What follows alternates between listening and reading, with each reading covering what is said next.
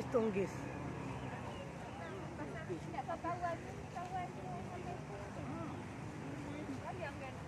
Kawasan Bukit Lancung, Selangor.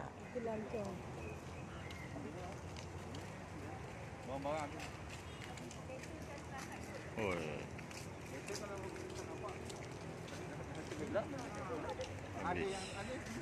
Bukit Lancung habis.